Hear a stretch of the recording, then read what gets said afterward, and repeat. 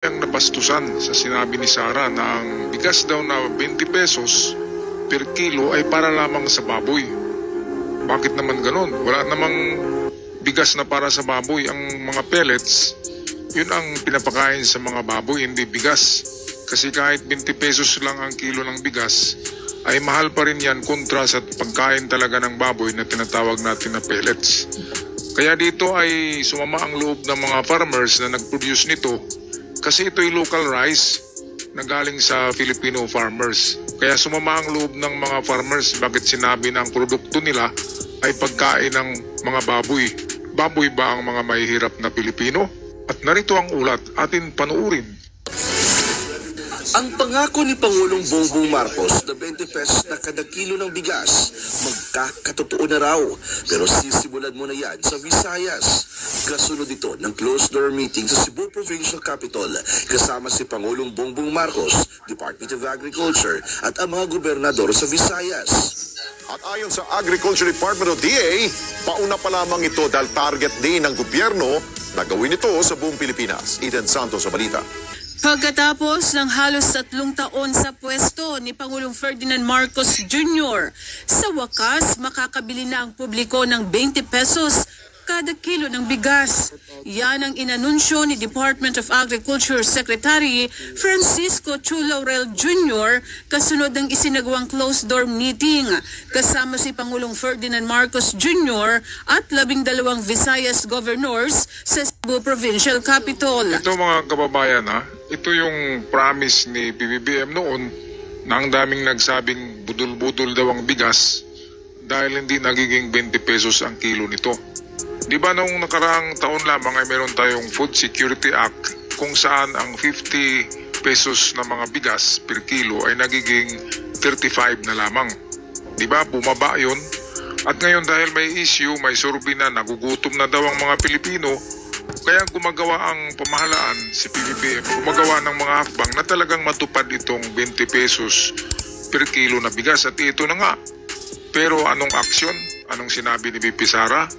Ang mga bigas na daw, ang mga bigas na yan, sabi ni Sara, ay para lamang daw sa mga baboy. Ano bang klaseng bigas ang kakainin ng tao? Yung bigas ba na ginto? Bastos yan si 33 pesos per kilo yan na bigas, binaba lang sa 20 pesos para sa sinasabing mga nagugutom na rehiyon dahil sa survey na binabayaran din ng mga China, nila Digong na survey na nagugutom daw ang Pilipino kahit na hindi nagugutom. Di ba sinabi sa survey noon na ang Visayas ang nagugutom daw kumpara sa Luzon at Mindanao? Kaya inuna dito ang Visayas kasi nagugutom ayon sa survey, di ba? Tapos ngayon na meron ng 20 pesos per kilo ay magsalita na ng napakasamang salita na ang 20 pesos daw per kilo ay para sa baboy. Naku, ano bang klaseng bigas pala ang kinakain ng masa? Di ba yung 35 kilo? 35 per kilo lang, di ba? Kasi ang mga masa hindi bumibili ng masyado ng tagsaysinta, masyadong mahal.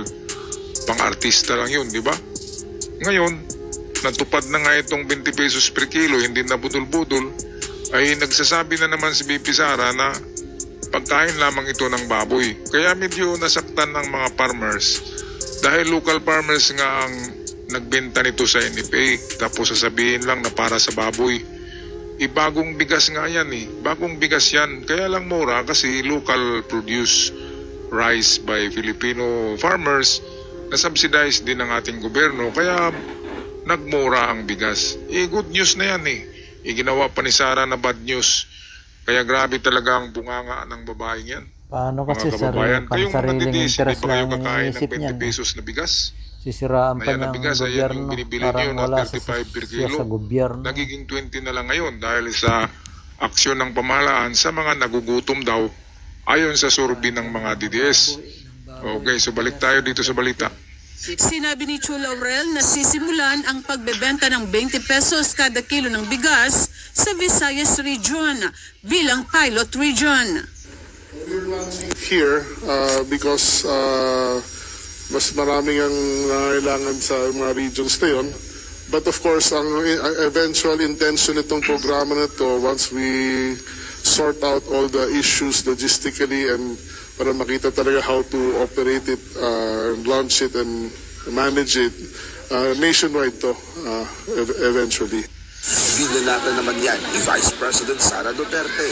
Yan yung 20 pesos per kilo na binibenta, yung pinapakain sa baboy, yung mga hayop ng mga Pilipino. Ayun, yun yung sinabi niya na yung 20 pesos daw pinakain sa baboy. Ay nako, grabe magsalita talaga yan ang namana niya sa kanyang ama. Well, ito yung rason kung bakit kinuna ang Visayas dahil marami nga ang nagutom sa Visayas ayon sa survey. At ang survey naman yun, ng ego niya, ang survey na yun ay paninira lang yun sa gobyerno. Binabayaran yata ng China o di kaya binabayaran ni Digong dahil dami namang pera ni Digong, di ba? Puro Mga naghihirap fake news. sa Visayas. Kaya ito sinabi nga ng ng sekretary ng NFA na mag-umpisa talaga sa Visayas and then pagkatapos niyan Luzon and Mindanao. O bakit sasabihin pa ni Sara na bakit Visayas lang? Hindi lang yan Visayas, pilot nga kasi bubo. Hindi alam yung salitang pilot. Na ang pilot, yan mangunguna.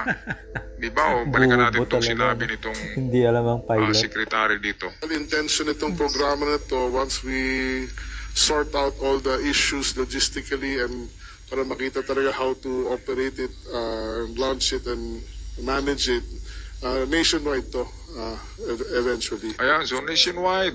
Itong si Sara naman nakaintindi ng salitang pilot Kaya akala niya ay Visayas lang, napakabubo. Okay, so patuloy tayo sa balita courtesy ng 5HD at ng Net25. Duda rin ng Bise, tila may bahid politika ang pangakong ito. Kasi wala na silang magawa sa Mindanao, mami, kahit anong gawin nila, hindi na talaga buboto. Anong hindi buboto? Nako, hindi kanila ibuboto. Ito, pakinggan natin. Yun ang katunayan. Kayo lang ang hindi buboto. Balikan natin tong sinabi niya, mga kababayan. Talagang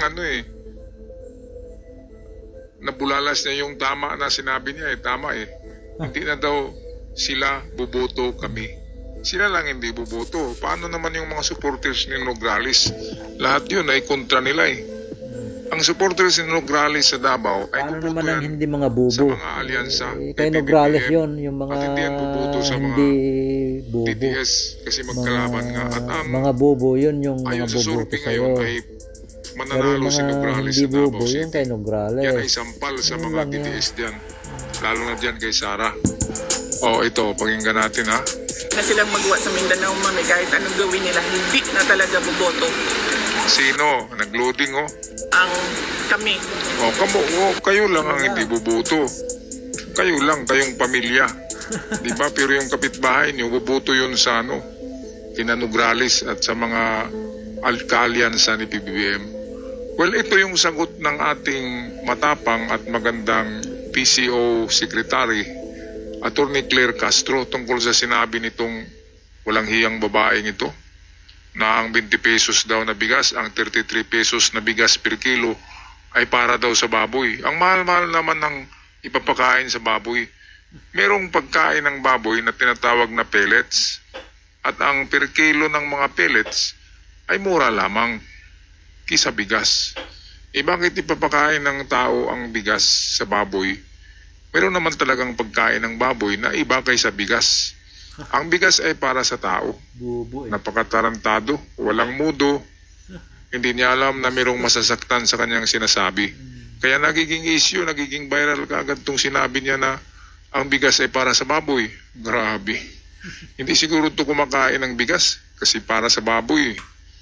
Hindi, kasi mayaman hindi siguro kumakain niya ng bigas. Baka ang mga pagkain ito ay itong mga Italian foods, di ba? Italian foods, walang bigas sa Italy. Wheat lang tsaka arena ang mga pagkain doon. Kaya ito si Claire Castro atin pakinggan ang sagot niya dito sa walang pakundangan na pagsalita nitong utak digong din na babae. Narito si Attorney Claire atin na pakinggan. Ayun po, na unti-unting natutupad ang aspirasyon na ito ng Pangulo. Bakit muli na naman silang nagsasalita, nagiging negatibo? Muli, uulitin natin. Ang gusto po ng Pangulo, ng Pangulong Marcos ay ma-deliver sa taong bayan ang bigas sa murang halaga. Noon pa po ito. Pero ngayon po'y nagsusumikap ang ating pamahalaan, ang ating Pangulo na matupad ang aspirasyon na ito. Sana po sa mga leader, ang tunay na leader at tunay na Pilipino ay dapat sumusuporta sa kapwa Pilipino, lalong-lalo na sa pinuno ng bansa. Ayan, ang tama talaga dyan, dahil si VP Sara ay Vice President, siya ay nagtatrabaho para sa bansa. At kung dapat, ano ang ginawa ng ating hindi gobyerno nga na maganda, dapat pupuriin niya, pupuriin. Hindi nga yung nagtatrabaho yan para sa bansa, nagtatrabaho sour para sa graping sarili yan. niya. Ang tawag dyan, sour graping. Ganun lang yan. Na kahit matamis ang ubas, ay sasabihin na ito'y maasim. Yan ang sour graping. Na kahit matamis, sabihin na maalat. Kahit na maganda, sabihin na pangit. Yan ang sour graping. At yan si Sara. Sour graping yan. Ay nako. Sila pa sa panahon ni Digong, napababa ba nila kahit piso ang bigas? Hindi. Ang napababa nila na presyo ay ang shabu. Yan ang katotohanan yan. Okay, patuloy tayo sa balita. Huwag sanang pairalin ang crab mentality, at huwag maging anay sa lipunan. Magkaisa tayo para matupad ng Pangulo at ng pamahalaan ang mga aspirasyon para sa taong bayan. Po sa atin, ni Secretary Kiko Lauren, na kaya po Visayas, unang-una po, maraming stocks po ang NFA sa nasabing lugar at sila po ang naunang magsabi ng pakikipag-cooperate sa Pangulo sa pagbibigay po ng subsidiya. Kaya po nauna po ang Visayas areas. Kaya pala nauna ang Visayas dahil yung 12 ka-gobernador daw doon. Di ba ang Visayas ay DDS yan? Bakit merong 12 ka-gobernador na nakikipag-ugnayan sa gobyerno para doon daw unahin mag-produce ng 20 pesos na bigas sa Visayas dahil ito yung rehiyon na nagugutom ayon sa survey ni Digong. Okay, so tama naman na yan talaga unahin dahil nagugutom nga daw, sabi. Diba? Pero pagkatapos dyan ay sinabi din ng sekretary ng itong Department of Agrarian na kakalat ito sa buong Pilipinas hanggang Luzon, hanggang Mindanao, patas lahat. Walang pinipili kahit TDS makakabili ng 50 pesos per kilo. Anong masama doon? Diba? Kung pang-politika yan, di okay lang kasi bumaba naman. Pagkain naman yan, diba? Noon, kahit politika sa panahon ni Digong, ginawa pa nilang 20 pesos ang bigas. Wala naman silang ginawa, daldal ng daldal lang, pabilib lang, diba? Mga kababayan, kaya napudul-budul ang isip ng mga DDS dahil bilib na bilib sila sa mga diskurso ni Digong, yung mga sinasabing katarantaduan. Pinagmumura ang Diyos, pinagmumura ang mga presidente, pati si Barack Obama pinagmumura niya, pati Santo Papa namatay na ngayon, pinagmumura niya. Okay, balik tayo sa balita. Rin po ay pinatotohanan po ni Governor Gwen Garcia. So bakit naman po natin haharangin ang magandang hikain na ito, ang magandang goal na ito ng Pangulo na makapagbigay ng murang bigas? Kaya ganyan, at sa pangunguna po ito sa Visayas areas. Ito kasi akala ni Sara na pabango ito ng gobyerno. Ito ay matagal na plano ng gobyerno. Ngayon lang naging totoo nga. Dahil sa ngayon lang nakaproduce ng mura na bigas ang mga farmers. Kaya bakit bigyan ng napakasamang description ang 20 pesos na yan nga ang minimiti ng mga masa eh. Kaya nga nagagalit ang mga tao kay PBBM dahil sa hindi natupad ang 20 pesos. Ngayon narinig yan ni PBBM na kailangan ipatupad yan kasi yan ang promise ko. At ito nangyari na. Tapos sasabihin pa ni Sara na pagkain ng baboy. Grabe naman. Kayong mga DTS, hindi ba kayo bibili ng 20 pesos dahil sa idol nyo si Sara at si Digong? Doon pa rin ba kayo bibili sa 50, 40? Dahil sa idol nyo si Digong, kahit na masarap na bigas yung 20 pesos, kasi yan yung bigas na 33 pesos per kilo na binawasan ng 13 pesos, nagiging 20 pesos na lang ngayon. O mga DDS, hindi ba kayo bibili niyan? Para naman yan sa lahat, di ba? Kaya ito isip-isipin nyo yung idol nyong BP Sara ay matalas talaga ang bibig niyan at masakit magsalita. Burara, di ba? Katulad sa kanyang ama. Katulad talaga. Pati ugali, babae lang yan tingnan. Pero sa loob niyan ay lalaki yan. Okay, tapusin natin ang video with Attorney Claire Castro. Huwag po natin harangin, huwag po natin pagbawalan yung mga taong bayan na bumili ng murang bigas. Ito po ay muli para sa taong bayan, huwag natin mahayaang magutom ang taong bayan. Hindi porket po mura ang bigas, sasabihin na panghayop ang nasabing bigas. Liliwanagin lamang po natin. Ang ibebentang bigas ay yung bigas ko na nabibili ngayon sa halagang 33 pesos.